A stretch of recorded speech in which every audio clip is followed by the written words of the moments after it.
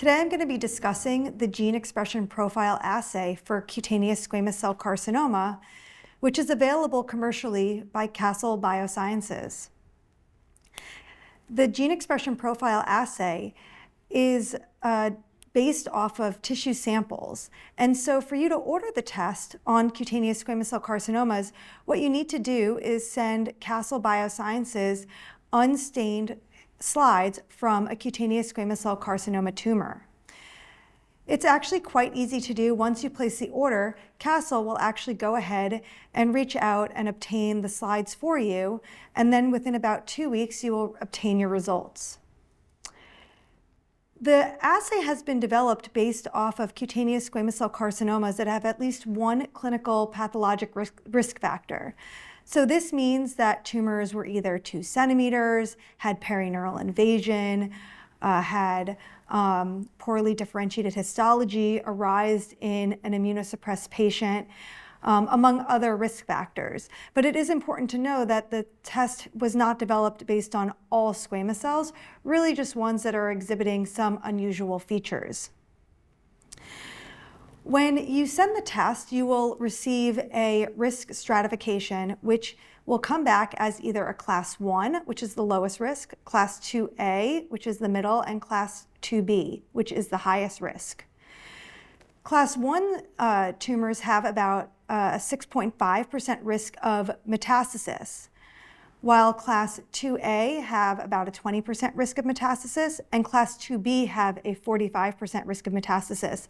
And so what you see is that there really is a nice risk stratification based on the results, and this can really help you counsel your patient. It is important to know that what you are getting back is the risk of metastasis, not local recurrence. And this is relevant for clinical application.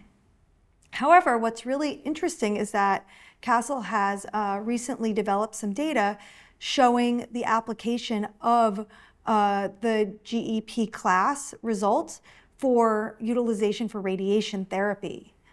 And what they found is that if you have a class 2B tumor, so that's the ones that have a 45% risk of metastasis, actually you can reduce the risk of metastasis with radiation, whereas there was no difference in the outcomes with radiation for class 1 and class 2A tumors.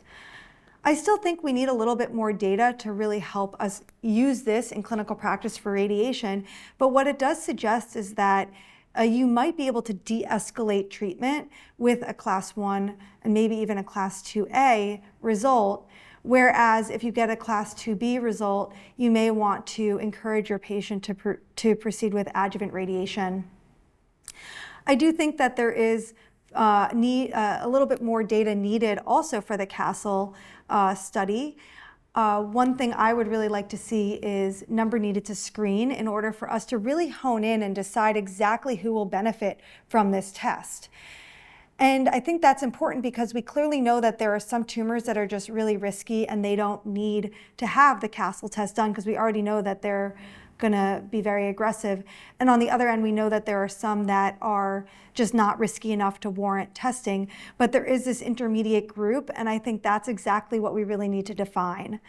But I do think that this Castle test is really exciting for cutaneous squamous cell carcinomas. I think it will really influence how we approach both surveillance and hopefully therapeutics in the future for cutaneous squamous cell carcinoma.